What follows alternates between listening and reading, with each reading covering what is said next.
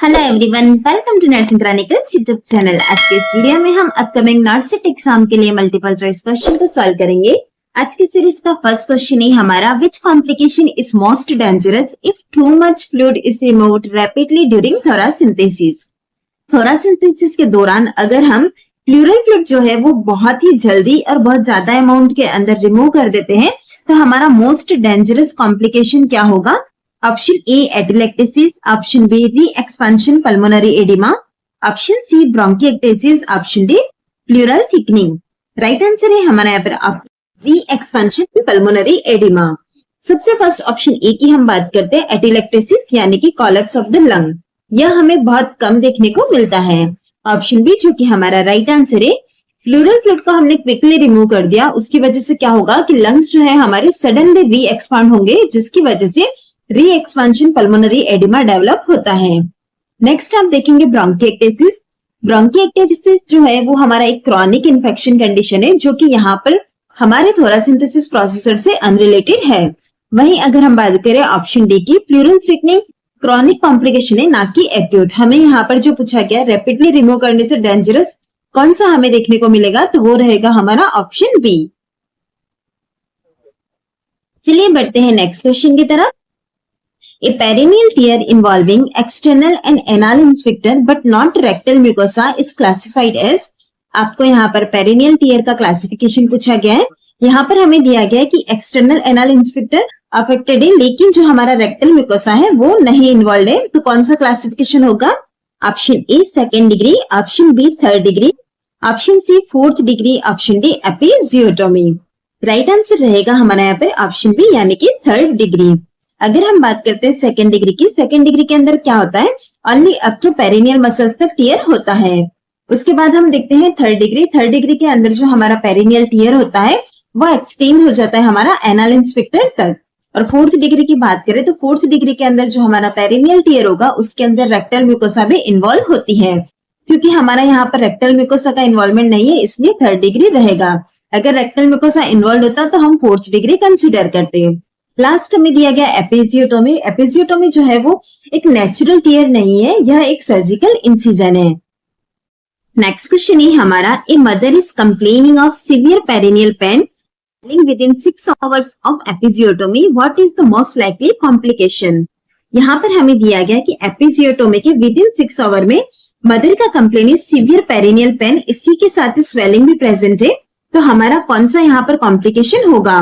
Option A wound dehiscence, option B haematoma formation, option C infection, option D constipation. Right answer रहेगा हमारा यहाँ पे option B यानी कि हेमेटोमा फॉर्मेशन। आप यहाँ पर ऑप्शन ए के अंदर देख रहे हैं वुंड एडिसेंस। वुंड एडिसेंस जो होता है वो लेटर स्टेज में होता है, ना कि विद इन 6 आवर्स के अंदर। ऑप्शन बी जो कि हमारा राइट आंसर है। हमें यहाँ पर जो क्वेश्चन के अंदर कंडीशन दी गई है वो तो है हमारी severe pain, swelling, bluish discolouration, यह सारे साइन है हमारे ब्लड कलेक्शन की जो कि इंडिकेट करते हैं हेमेटोमा फॉर्मेशन को। उसके बाद आप देखेंगे इन्फेक्शन को। अगर इन्फेक्शन प्रेजेंट होता तो इसी के साथ ही हमें क्या देखने को मिलता? फाउल स्मेलिंग डिस्चार्ज या फीवर जैसी चीजें भी देखने को मिलती, वो नहीं है, इसलिए हमारा इन्फेक्शन राइट आंसर नहीं होगा। नेक्स्ट आप देखेंगे कॉन्स्टिपेशन। कॉन्स्टिपेशन की वजह से भी इमीडिएट पेन तो नहीं होता है, क्योंकि हमें यहाँ पर सीवियर पेरिनियल पेन और स्वेलिंग दिया गया, तो हमारा आंसर जो रहेगा वो होगा हेमेटोमा फॉर्मेशन। नेक्स्ट क्वेश्चन है हमारा, which drug is commonly used for induction of general anaesthesia. General anaesthesia का इंडिकेशन के लिए कॉमनली यूज में आने वाली हमारी कौन सी ड्रग है, यानी कि इंड्यूस करने के लिए? Option A thiopentone sodium, option B atropine, option C halothane, option D ketorolac. Right answer रहेगा हमारा यहाँ पर option A thiopentone sodium. Thiopentone हमारे जो है अल्ट्रा शॉर्ट एक्टिंग बार्बिचुरेट है जो कि रैपिडली एक्ट करती है, इसीलिए हम इसे इंडक्शन ऑफ जनरल एनेस्थीसिया में यूज में लेते हैं। बात करते हैं हम एट्रोपिन की। एट्रोपिन एंटीकोलिनर्जिक प्री मेडिकेशन है जो कि यूज में ली जाती है सिक्रेशंस को रिड्यूस करने के लिए। नेक्स्ट आप देखेंगे हेलोथेन। हेलोथेन का यूज जो होता है वो हमारे एनेस्थीसिया में मेंटेनेंस के लिए होता है, ना कि इंडक्शन के लिए। उसके बाद हमारा आता है केटोरोलेक। यह जो होती है हमारा पेन रिलीफ करने में हेल्पफुल होती है, ना कि इंडक्शन ऑफ जनरल एनेस्थीसिया में। हमें पूछा गया था induction of general anaesthesia, right answer option A रहेगा। नेक्स्ट क्वेश्चन है हमारा, a nurse notices that a patient who was recently diagnosed with cancer Keep saying there is nothing wrong with me. I feel perfectly fine. Which defense mechanism is demonstrated? हमें यहाँ पर defence mechanism जो है उसका example दिया गया है। यहाँ पर हमें बताया गया कि एक रिसेंटली कैंसर डायग्नोस हुआ है, लेकिन वो जो पर्सन है वो ये बोल रहा है कि मुझे कुछ भी नहीं हुआ, मैं परफेक्टली फाइन हूँ। तो यहाँ पर कौन सा डिफेंस मैकेनिज्म वो यूज में ले रहा है? Option A denial, option B displacement, option C sublimation, option D reaction formation. Right answer है हमारा यहाँ पर ऑप्शन ए डिनाइल। हमें जो क्वेश्चन के अंदर एग्जांपल दिया गया है उसको पेशेंट कैंसर जो है उसे डायग्नोस करने से एक्सेप्ट नहीं कर रहा है, उसे रिफ्यूज कर रहा है, तो यह एग्जांपल हमारा डिनाइल डिफेंस मैकेनिज्म का है। नेक्स्ट आप देखेंगे डिस्प्लेसमेंट। डिस्प्लेसमेंट में मतलब क्या होता है? शिफ्ट हो जाती है feeling to a safer target. Option C के अंदर दिया गया sublimation means channelling unaccepted impulses into constructive activities, और फिर हमें दिया गया ऑप्शन डी के अंदर रिएक्शन फॉर्मेशन, इसका मतलब होता है acting opposite to one's real feelings.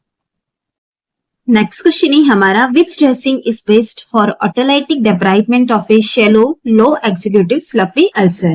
निम्न में से कौन सी ऐसी ड्रेसिंग है जो कि बेस्ट रहती है फॉर ऑटोलाइटिक डेब्राइडमेंट के लिए? और हमें यहाँ पर दिया गया शैलो और लो एग्जीक्यूटिव स्लफी अल्सर हो तब। Option A hydrocolloid, option B foam, option C gauze, option D charcoal. Right answer है हमारा यहाँ पर option A hydrocolloid dressing. Hydrocolloid dressing को हम लो मॉडरेट एक्सुडेट के केस के अंदर यूज में लेते हैं, जो कि प्रमोट करता है ऑटोलाइसिस को। नेक्स्ट आप देखेंगे ऑप्शन बी के अंदर फोम। फोम प्राइमरली ऑटोलाइसिस के लिए नहीं है। उसके बाद आता है हमारा गॉज जो कि एक वीक ऑटोलाइसिस है, और फिर आता है charcoal. Charcoal is not for debridement. Next question है हमारा which bandage is most suitable for covering large scalp wound. Scalp wound को कवर करने के लिए कौन सी ऐसी बैंडेज है जो कि मोस्ट सुटेबल रहती है? Option A recurrent bandage, option B capeline bandage, option C spica bandage, option D spiral bandage. Right answer रहेगा हमारा यहाँ पर ऑप्शन बी कैपलाइन बैंडेज। चलिए इसका रेशनल भी हम देख लेते हैं। आप यहाँ पर इमेज भी देख सकते हैं। हमें जो इमेज यहाँ पर दिया गया है वो तो रहता है हमारा कैपलाइन बैंडेज का। हमें यहाँ पर अलग अलग स्टेजेस दी गई है, आप किस तरह से बांधेंगे। स्टार्ट कुछ इस तरह से होता है, उसके बाद फर्स्ट टर्न हम यहाँ पर इस तरह से लेते हैं, फिर सेकेंड टर्न आता है और कंप्लीट जो होता है वो इस तरह से दिखाई देता है कैपलाइन स्ट्रक्चर में। The capeline bandage is a type of roller bandage. Roller bandage का टाइप है जो कि स्कैल्प के ऊपर अप्लाई किया जाता है, और यह हमें कुछ कैप या फिर हुड के जैसा दिखता है, जैसा कि इसके नाम के अंदर भी है कैपलाइन। नेक्स्ट क्वेश्चन है हमारा आइडेंटिफाई द फॉलोइंग मशीन। आपको यहाँ पर इमेज के अंदर मशीन दी को आइडेंटिफाई करना है कि यह कौन सी मशीन है। Option A USG machine, option B DEXA scan, option C TMT machine, option D portable small X ray machine. Right answer है हमारा यहाँ पर ऑप्शन बी डेक्सा स्कैन। चलिए इसका रेशनल भी हम देख लेते हैं। डेक्सा स्कैन का मतलब होता है, डेक्सा का मतलब है ड्यूअल एनर्जी एक्सरे एब्जॉर्प्टियोमेट्री। यह हमारा डेक्सा का फुल फॉर्म हो गया। उसके बाद बात आती है कि यह क्या चीज है। यह एक नॉन इन्वेजिव इमेजिंग टेस्ट होता है जो कि मेजर करता है हमारी बॉडी की बोन मिनरल डेंसिटी को। इसी के साथ ही अगर ये बोन मिनरल डेंसिटी की को मेजर करता है तो यह हमारा ऑस्टियोपोरोसिस के केस के अंदर गोल्ड स्टैंडर्ड टेस्ट हो जाता है डेक्सा स्कैन। नेक्स्ट क्वेश्चन है हमारा in which patient labetalol is contraindicated. कौन से पेशेंट के अंदर लाबेटेलल कॉन्ट्राइंडिकेटेड रहता है? Option A pregnant women with preeclampsia, option B patient with asthma, option C patient with hypertensive urgency, option D patient with renal failure. Right answer है हमारा यहाँ पर option B patient with asthma. Option ए की अगर हम बात करते हैं, प्रेगनेंसी के अंदर जो होता है लाबेटेलल को यूज में लिया जा सकता है। पेशेंट विद अस्थमा के अंदर हम लाबेटेलल को यूज में नहीं लेते, क्योंकि लाबेटेलल हमारा बीटा 2 रिसेप्टर ब्लॉकर होता है, जिसकी वजह से ब्रोंकोस्पाज्म डेवलप होता है, जो कि अस्थमा वाले पेशेंट के लिए डेंजरस रहता है। नेक्स्ट आएगा हमारा patient with hypertensive urgency. Hypertensive urgency में भी इसे सेफली यूज कर सकते हैं। उसके बाद आता है हमारा option D patient with renal failure. Renal failure वाले पेशेंट के अंदर भी लाबेटेलल को यूज में ले सकते हैं। यह मेजरली नेफ्रोटॉक्सिक नहीं है, इसके लिए किसी तरह के डोज एडजस्टमेंट की रिक्वायरमेंट नहीं होती है।